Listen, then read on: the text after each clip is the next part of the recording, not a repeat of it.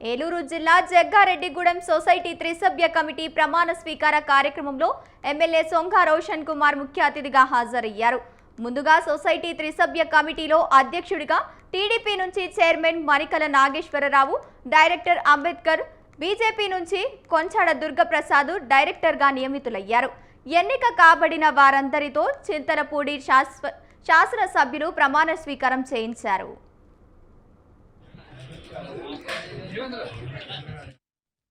1904లో ఈ యొక్క ప్యాడ్స్ ని స్టార్ట్ చేయడం జరిగింది. Primary agriculture cooperative credit societies, commercial bank వేరు, కోఆపరేటివ్ క్రెడిట్ సొసైటీస్ వేరు. కమర్షియల్ బ్యాంక్స్ లో బయట ప్రజల నుంచి అవి తీసుకొని డబ్బులు తీసుకొని మళ్ళీ అవి లోనింగ్ అట్లా ఇస్తూ ఉంటారు. ఈ యొక్క కోఆపరేషన్ క్రెడిట్ సొసైటీస్ లో కోఆపరేషన్ సంబంధించిన మెంబర్స్ కానివ్వండి, లేకపోతే బయట నుంచి వచ్చే వాళ్ళ డిపాజిట్స్ తోటి వాటితోటి మరి యొక్క సొసైటీస్ జరుగుతుంది. 2023 వరకు కూడా మరి బ్యాంక్స్ లో చాలా అవకతవకలు జరిగాయి.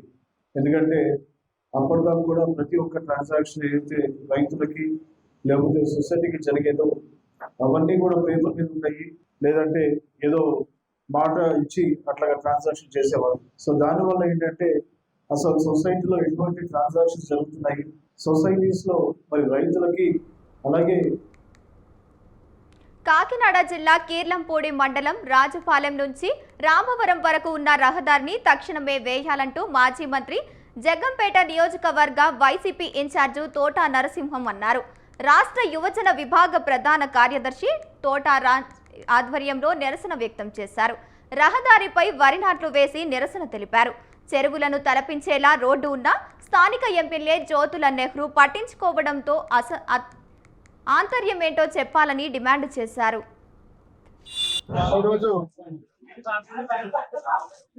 జగ్గంపేట నియోజకవర్గ వైఎస్ఆర్ కాంగ్రెస్ పార్టీ తరఫున మరి ఏదైతే ప్రధానమైనటువంటి రహదారి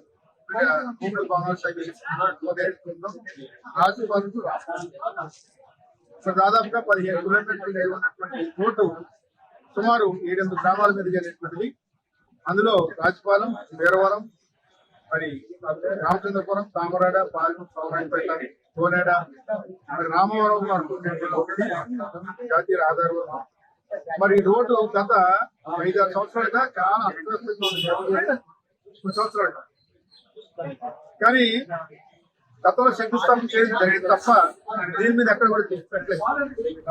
ఆ రకంగా ఈ రోడ్డు ఆ రకంగా మరి నిర్లక్ష్యానికి గురైపోయింది. మరి ఇప్పుడు కూటమి ప్రభుత్వం వచ్చింది సంవత్సరం. నంద్యాల జిల్లా బనగానపల్లిలో ప్రాథమిక వ్యవసాయ సహకార పరపతి సంఘం చైర్మన్ గా టీడీపీ సీనియర్ నాయకులు మంచాల తులసిరెడ్డి ప్రమాణ స్వీకారం చేశారు. రైతులకు రుణాలను సంబంధించి అన్ని విధాలుగా అభివృద్ధి పథకంలో నడిపిస్తానని, గత ప్రభుత్వంలో రైతులకు ఎటువంటి రుణాలు అందక తీవ్ర ఇబ్బందులు పడ్డారని తెలిపారు. ప్రతి రైతుకు రుణాలు వచ్చేలా చూసుకుంటానని చైర్మన్ తులసిరెడ్డి తెలిపారు. చైర్మన్ పదవికి సహకరించిన మంత్రి బీసీ జనార్దన్ రెడ్డికి కృతజ్ఞతలు తెలియజేశారు. సంఘానికి నన్ను అధ్యక్ష చేసినందుకు బీసీ జనార్దన్ రెడ్డికి కృతజ్ఞతలు. మినిస్టర్ గారికి ఈ సంఘాన్ని ఎంతో డెవలప్ చేయాలని నేను ఎంతో ఆశపడుతున్నా. ఎరువులు కానీ నీళ్ళ మందులు కానీ ఇవ్వదలుచుకున్నాను. మాకు లైసెన్స్ వస్తానే ఎమ్మడే రిలీజ్ రైతులు చేస్తాను. అందరికీ ధన్యవాదాలు. సంఘానికి నన్ను అధ్యక్ష చేసినందుకు బీసీ జనార్దన్ రెడ్డికి కృతజ్ఞతలు. మినిస్టర్ గారికి ఈ సంఘాన్ని ఎంతో డెవలప్ చేయాలని నేను ఎంతో ఆశపడుతున్నా. ఎరువులు కానీ నీళ్ళ మందులు కానీ ఇవ్వదలుచుకున్నాను. మాకు లైసెన్స్ వస్తానే ఎమ్మడే రిలీజ్ రైతులు చేస్తాను. రాజన్న సిరిసిల్ల జిల్లా చందుర్తి మండలం మర్రిగడ్డ గ్రామంలో రాజీవ్ గాంధీ జయంతి వేడుకలు ఘనంగా జరిగాయి. మండల కాంగ్రెస్ పార్టీ ఆధ్వర్యంలో జయంతి వేడుకలు నిర్వహించారు. రాష్ట్ర ప్రభుత్వ విప్ ఆది శ్రీనివాసు ముఖ్య అతిథిగా హాజరై రాజీవ్ గాంధీ చిత్రపటానికి పూలమాలలు వేసి నివాళులర్పించారు. రాజీవ్ గాంధీ ఆశయ సాధనకు ప్రతి ఒక్కరూ పాటుపడాలన్నారు. గారి జయంతి సందర్భంగా చందుర్తి మండల కాంగ్రెస్ పక్షాన్ని ఈరోజు మరిగడ్డలో వారికి ఘనంగా నివాళులర్పించడం జరిగింది. వారి ప్రతిమకు రాజీవ్ గాంధీ గారి దేశానికి ప్రధానమంత్రిగా పదవి బాధ్యతలతో సమర్థవంతంగా నిర్వహించినటువంటి సందర్భంలో సాంకేతిక పరంగా న్యూ టెక్నాలజీ ప్రవేశపెట్టడంతో పాటు నేరుగా ఢిల్లీ నుంచి గల్లీకు గ్రామాల్లోకి నిధులు పంపాలని చెప్పినటువంటి ఒక చక్కటి ఆలోచన తీసుకొని యువతకు 18 సంవత్సరాలకే ఓటు హక్కును కల్పించాలని చెప్పిన ఒక సాహసోపేత నిర్ణయం తీసుకొని వారి నాయకత్వంలో ఈ దేశాన్ని అగ్రగామి దేశంగా గతంలో పైలట్గా తన వృత్తిని నిర్వహిస్తున్న సందర్భంలో ఇందిరాగాంధీ గారి దేశాని కోసం బలైన సందర్భంలో ఉగ్రవాదుల గుడ్లకు పల్నాడు జిల్లా గురజాల నియోజకవర్గ పరిధిలోని వీరాపురం గ్రామంలో జిల్లా కలెక్టర్ అరుణ్ బాబు పర్యటించారు. పర్యటనలో భాగంగా పొలంలో దిగి వరి మొక్కలు నాటారు. ఈ ఏడాది పొగాకు పంట వేయవద్దని, మొక్కజొన్న, కందులు లాంటి పంటలు వేయాలని రైతులకు సూచించారు. అలాగే వర్షం కారణంగా నష్టపోయిన రైతుల సమస్యలను అడిగి తెలుసుకున్నారు.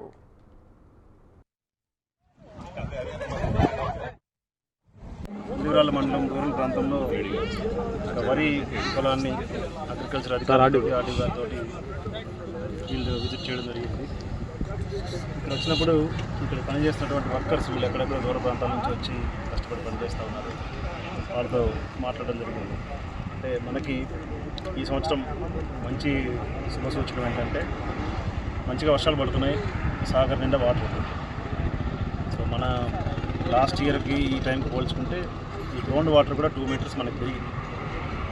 12 మీటర్లు ఉండేది 10 మీటర్లు వచ్చింది. ఇంకా ఈ వర్షాలు పడ్డాయి కాబట్టి రాబోయే రోజుల్లో గ్రౌండ్ వాటర్ కూడా పెరుగుతుంది. సో ఇవన్నీ కూడా మంచి సూచన. ఏలూరు జిల్లాలో పలు మండలాల్లో కలెక్టర్ వెట్రిసెల్వి పర్యటించారు. కోకునూరు, వేలేరుపాడు మండలాల్లో గోదావరి వరద ఉధృతి ప్రాంతాలను పరిశీలించారు. మారుమూల గిరిజన ప్రాంతాలైన కట్కూరు, ఎర్రతోట, బోలపల్లి, యాడపల్లి, చిత్తంరెడ్డిపాలెం ముంపు గ్రామాల ప్రజలను కలిసి సురక్షిత ప్రాంతాలకు తరలించాలని అధికారులకు ఆదేశించారు. ఆస్తి ప్రాణ నష్టాలు జరగకుండా చర్యలు తీసుకోవాలని అధికారులకు జిల్లా కలెక్టర్ ఆదేశాలు జారీ చేశారు.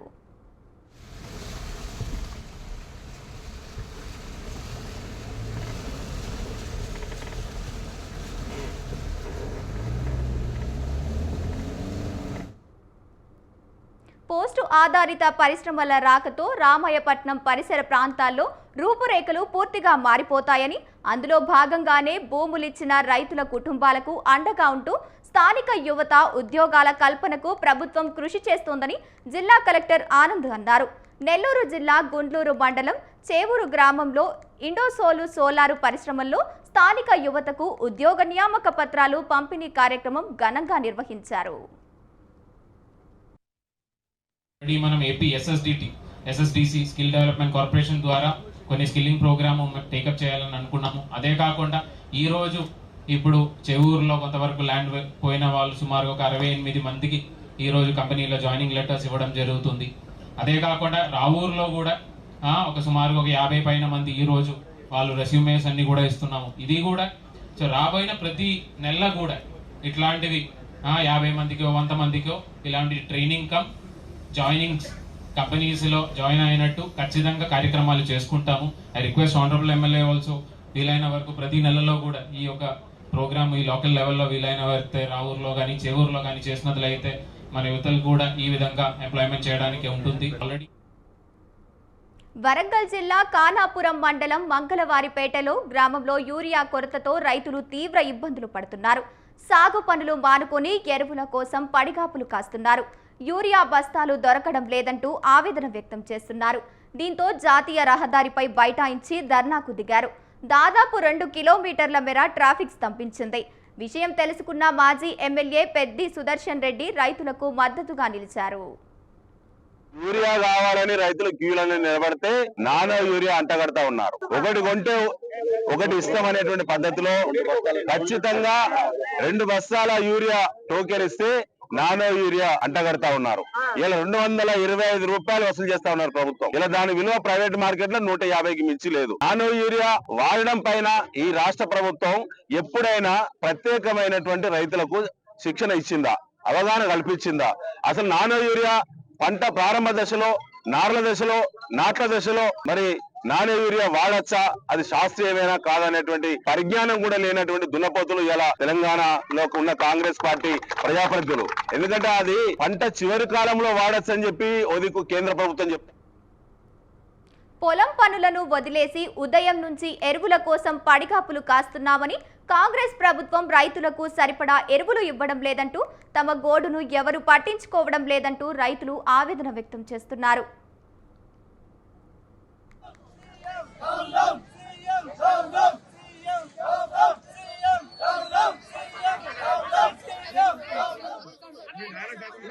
సిద్దిపేట జిల్లా గజ్వేల్ పట్టణంలో రైతులు యూరియా కోసం రోడ్డుపై బైఠాయించి ధర్నా నిర్వహించారు.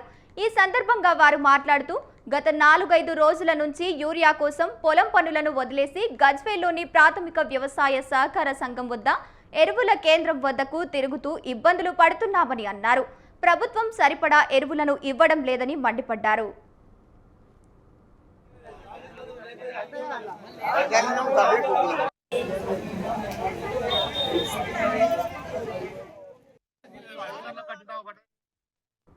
మహబూబాబాద్ జిల్లా కేసముద్రం మండలంలో రైతులు ఆందోళన చేపట్టారు.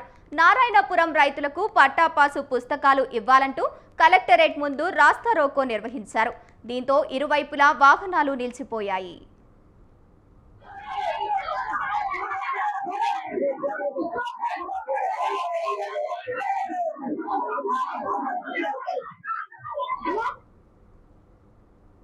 రాజన్న సిరిసిల్ల జిల్లా వీర్నపల్లిలో విద్యార్థులు రోడ్డెక్కారు.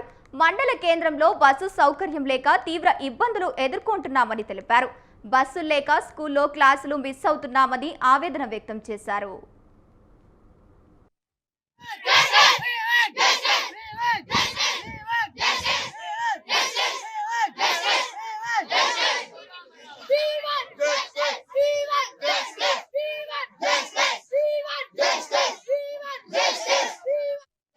డిఎం గారితో మాట్లాడితే నువ్వు ఇంతసేపు కూర్చొని సమస్య ఎలా పరిష్కారం అవుతుందని చెప్పేసి డిఎం గారు అనడం జరిగింది. అదే విధంగా సర్కిల్ ఇన్స్పెక్టర్ గారు కూడా ఫోన్ చేసి నువ్వు కూర్చుంటే కేసులు అవుతాయని చెప్పేసి విద్యార్థుల మీద కేసులు పెట్టమని చెప్పేసి భయప్రాంతాలకు గురి చేస్తున్నటువంటి పరిస్థితి ఉంది. ఏదేమైనప్పటికీ కేసులకు భయపడేటువంటి ప్రసక్తే లేదు. విద్యార్థుల సమస్యలు పరిష్కారం అయ్యేంత వరకు ఇక్కడే కూర్చొని కలెక్టర్ వచ్చేంత వరకు ఇక్కడ కూర్చుంటామని చెప్పేసి ఈ సందర్భంగా తెలియజేస్తున్నాం. సమస్యలు పరిష్కరించమని చెప్పేసి డిఎం గారితో మాట్లాడితే నువ్వు ఇంతసేపు కూర్చుంటావు. ఏపీలో రీవెరిఫికేషన్ పేరుతో తొలగించిన పింఛన్లను వెంటనే పునరుద్ధరించాలని డిమాండ్ చేస్తూ కర్నూలు జిల్లా గోనెగండ్ల ఎంపీడీఓ కార్యాలయం ముందు వికలాంగుల హక్కుల పోరాట సమితి నాయకులు ఆధ్వర్యంలో వికలాంగులు ధర్నా చేపట్టారు. తొలగించిన పెన్షన్లు పునరుద్ధరించాలంటూ ప్రభుత్వానికి వ్యతిరేకంగా నినాదాలు చేశారు. అనంతరం వారు మాట్లాడుతూ, కొన్నేళ్లుగా వికలాంగుల పెన్షన్ తీసుకుంటున్నామని, ఇప్పుడు ఈ కూటమి ప్రభుత్వం రీవెరిఫికేషన్ పేరుతో పర్సెంటేజీలు తగ్గించి పెన్షన్ తొలగించడం సరైనది కాదన్నారు. ఇప్పటికైనా తొలగించిన వికలాంగుల పెన్షన్లు వెంటనే పునరుద్ధరించాలని, లేని పక్షంలో రాష్ట్ర వ్యాప్తంగా ఉన్న వికలాంగులు అందరూ కలుసుకుని పెద్ద ఎత్తున ఆందోళన చేపడతామని హెచ్చరించారు. పేరుతో చాలా మంది వికలాంగులకి పెన్షన్లు తగ్గించడం జరిగింది. అంటే వెరిఫికేషన్ లో శాతాలు తగ్గించి వాళ్ళు బాగున్నా బాగాలేకపోయినా అన్నట్లుగా వాళ్ళు పెన్షన్లు తగ్గించినారు. తర్వాత అసలైన వికలాంగులకి అన్యాయం జరుగుతుంది. ఎందుకంటే పోలియో వాళ్ళకు కూడా 90% ముగ్గురు డాక్టర్లు పరిశీలించి 90% వేస్తే ఇప్పుడున్న డాక్టరు ఒకే డాక్టర్ వచ్చి మమ్మల్ని పరిశీలించి చూడకుండా కూడా ఆయన మీరు వెళ్ళండి అని చెప్పేసి శాతాన్ని నాకు 90% ఉండేది ఇప్పుడైతే 69% ఇచ్చినాడు. ఈ శాతాల 5-6 నెలల నుంచి మాకు వెరిఫికేషన్ పేరుతో వికలాంగులు సదరంకి వెళ్ళడం జరిగినది. సదరంలో వికలాంగులు అయినటువంటి వారిని తొలగించి పర్సెంటేజ్ 40 కంటే తక్కువ చూపించి వికలాంగులను తొలగించడం జరిగింది.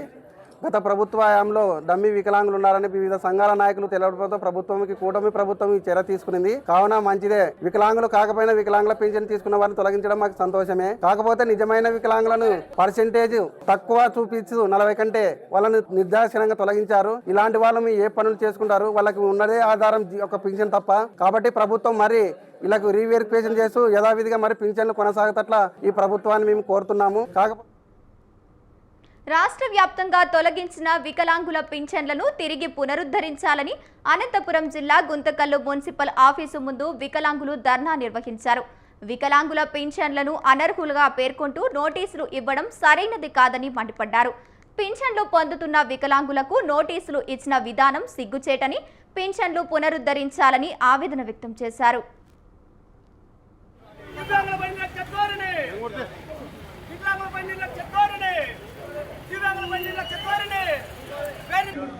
నా పాప పెన్షన్ సంవత్సరంలో వస్తుందండి.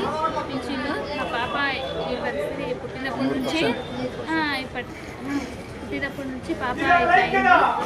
అందుకు పెన్షన్ రాపిస్తారు. సంవత్సరం అయింది పాపకు వచ్చే పెన్షన్. ఇప్పుడు సడన్ గా నిలబెట్టిన పింఛన్ల వెరిఫికేషన్ పేరుతో కొన్ని వందల పింఛన్లని తొలగించడం జరిగింది.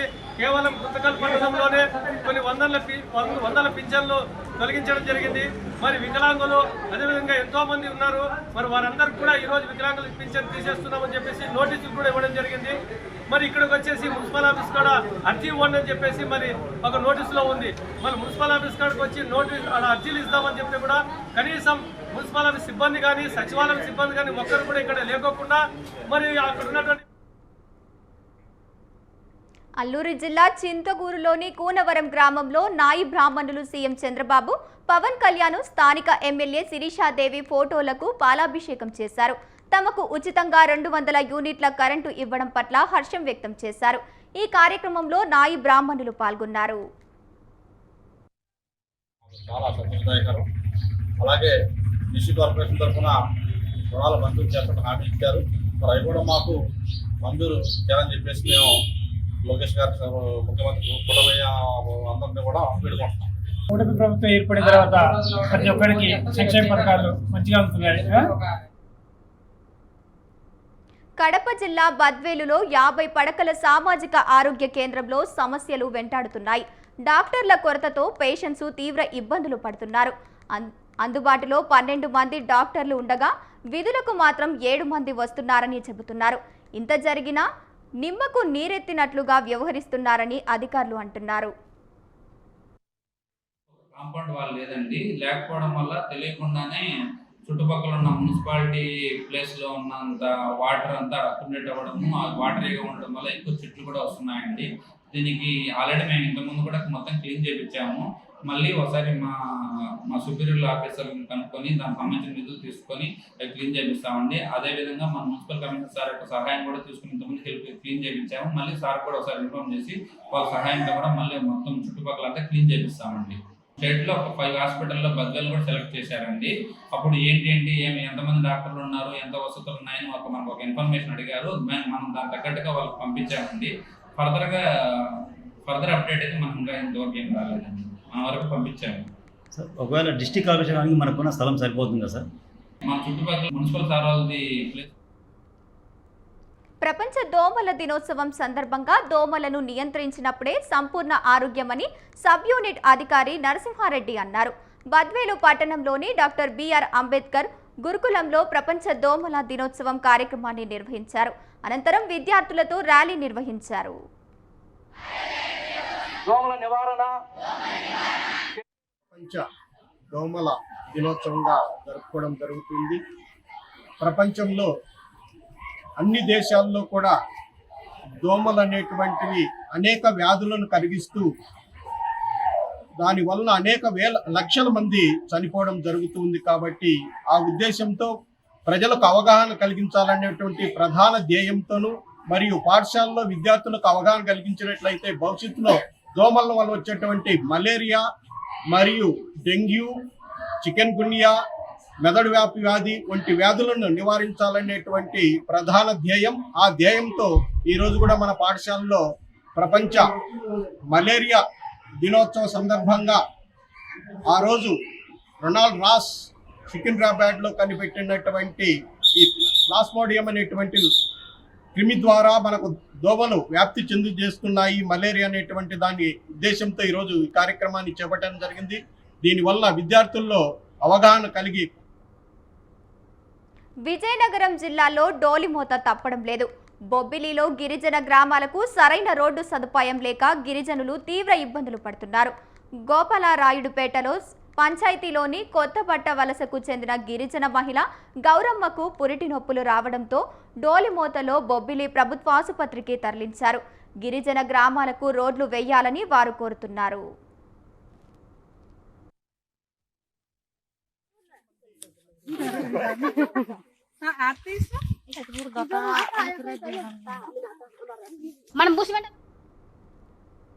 పట్టణ అభివృద్ధిలో భాగంగా అడ్డుగా ఉన్న నిర్మాణాలను కార్పొరేషన్ అధికారులు కనికరం లేకుండా కూల్చివేస్తున్నారని బాధితులు లబోదిబోమంటున్నారు. పెద్దపల్లి జిల్లా గోదావరి కనిలో రోడ్డు విస్తరణ, పట్టణ అభివృద్ధి పేరుతో గత ఏడాదిగా కూల్చివేతలు పర్వం సాగుతుందని పలువురు అసహనం వ్యక్తం చేస్తున్నారు. రామగుండం నియోజకవర్గంలో పాలకులు మారినప్పుడల్లా అక్రమాల పేరుతో కూలగొడుతున్నారని, ఇబ్బందులకు గురి చేస్తున్నారని వాపోయారు. చిరు వ్యాపారులు ఉపాధి కోల్పోయి వీధిన పడుతున్నారని, ప్రత్యామ్నాయంగా ఏర్పాట్లు చూపించకపోవడం విచారకరమన్నారు. అభివృద్ధికి తామేమీ వ్యతిరేకం కాదని, నిలువ నీడా లేకుండా హైడ్రా తరహాలో కూల్చివేతలు సరికాదన్నారు. ఇదిలా ఉంటే కార్పొరేషన్ అధికారులు సమయం ఇవ్వకుండా అక్రమ నిర్మాణాలు, షాపులను కూల్చివేస్తున్నారని ఆగ్రహం వ్యక్తం చేశారు.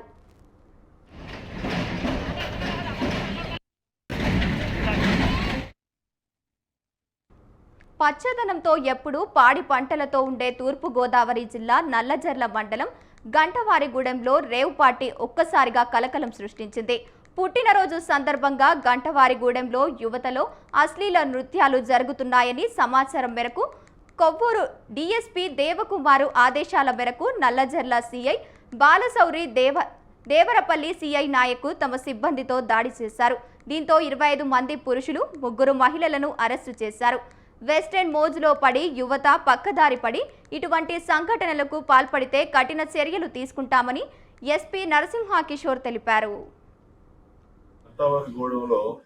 గున్నం సురేష్ వారి తోటలో రిసార్ట్ లాగా ఉంటుంది. దానిలో ఏదో పార్టీ జరుగుతుందని దానిలో ఒక 3 లేడీస్ తీసుకొచ్చారని చెప్పి ఇన్ఫర్మేషన్ మీద వారు సిబ్బంది కలిసి రైడ్ చేశారు.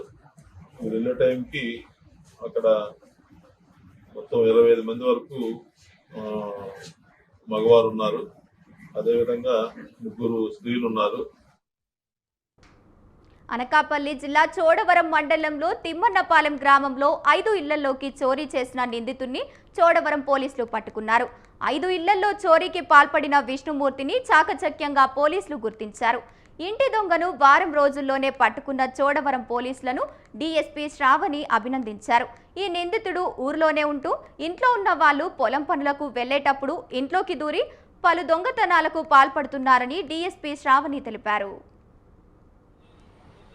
అనకాపల్లి జిల్లా చోడవరం మండలంలో అరౌండ్ 5 థెఫ్ట్ కేసెస్ లో ఇన్వాల్వ్ అయి ఉన్న అక్యూజ్ ని ఈరోజు Chodavaram CI, SI and team catch చేయడం జరుగుతుందండి. దీనికి సంబంధించి టోటల్ 4.5 తులాస్ గోల్డ్ వర్త్ 4,50,000 స్వాధీనం చేసుకోవడం జరుగుతుంది. ఈ దొంగ ఒక మోడస్ ఆపరెండి ఏంటి అంటే మన చుట్టూనే ఉంటూ ఉంటాడు. అండ్ ఎప్పుడైతే ఈ లేడీస్, జెంట్స్ పొలాలకు వెళ్తూ ఉంటారో అప్పుడు ఇంట్లోకి రావడం, వచ్చి అక్కడున్న గోల్డ్ లో నుంచి కొంత గోల్డ్, నాట్ కంప్లీట్లీ, కొంత గోల్డ్ కానీ క్యాష్ కానీ తీసుకుని వెళ్ళటం, ఇది ఇతని మోడస్ ఆపరెండి. ఇప్పటిదాకా మనకి ఆల్మోస్ట్ రెగ్యులర్ గా కేసెస్ వస్తూ ఉంటే ఒక టీమ్ లాగా చోడవరం సిఐ గారు పెట్టడం జరిగింది. పెట్టి ఇన్వెస్టిగేట్ చేయండి. కర్నూలు జిల్లా ఎమ్మిగనూరులో కార్డన్ సెర్చ్ నిర్వహించారు. తిలక్ నగర్, సంజీవ్ నగర్లతో పాటు పలు కాలనీలో డీఎస్పీ భార్గవి, సిఐ శ్రీనివాసు తదితర పోలీస్ స్టేషన్లు ఎస్ఐలు పోలీసు సిబ్బందితో కలిసి కార్డన్ సెర్చ్ నిర్వహించారు. కాలనీలో ఇంటింటికి వెళ్లి కుటుంబ సభ్యుల వివరాలపై ఆరా తీశారు. అలాగే నంబర్ ప్లేట్లు, సరైన సర్టిఫికెట్లు లేని 15 బైకులను పోలీసులు సీజ్ చేసినట్లు తెలిపారు. కార్డన్ సెర్చ్ ముఖ్య ఉద్దేశం ప్రజలను అప్రమత్తం చేయడమే అన్నారు డీఎస్పీ. ప్రతి ఒక్కరూ ట్రాఫిక్ నిబంధనలు పాటించాలని సూచించారు. మా సబ్ డివిజన్లో రెగ్యులర్ వర్క్లో భాగంగా ఈరోజు ఎమ్మిగనూర్ టౌన్లో కార్డన్ అండ్ సెర్చ్ ప్రోగ్రామ్ చేయడం జరిగింది. ఎక్కడైతే మన ప్రాబ్లమేటిక్ ఏరియాస్ ఉన్నాయో, రౌడీ షీటర్స్ అది ఎక్కువ ఉన్నారో వాళ్ళందరూ ఇల్లు అది సెర్చ్ చేయడం జరిగింది. దానిలో భాగంగా మనము ఈ ఏరియాలో ప్రామినెంట్ రౌడీ షీటర్స్ కానీ వాళ్ళందరినీ చెక్ చేయగా కొంతమంది ప్రెజెంట్లో ఉన్నారు, కొంతమంది వర్క్ కానీ బయటకు వెళ్ళిన వాళ్ళు ఉన్నారు. వాళ్ళందరికీ కూడా మనం కౌన్సిలింగ్ చేయడం జరిగింది. వాళ్ళ ఫ్యామిలీస్ని కూడా. భద్రాద్రి కొత్తగూడెం జిల్లా పాల్వంచాలో భారీగా గంజాయి పట్టుబడింది. డీసీఎం వ్యాన్లో తరలిస్తున్న గంజాయిని ఎక్సైజ్ పోలీసులు పట్టుకున్నారు. ఛత్తీస్గఢ్ నుంచి తమిళనాడుకు తరలిస్తుండగా 3 నిందితులను అదుపులోకి తీసుకున్నారు.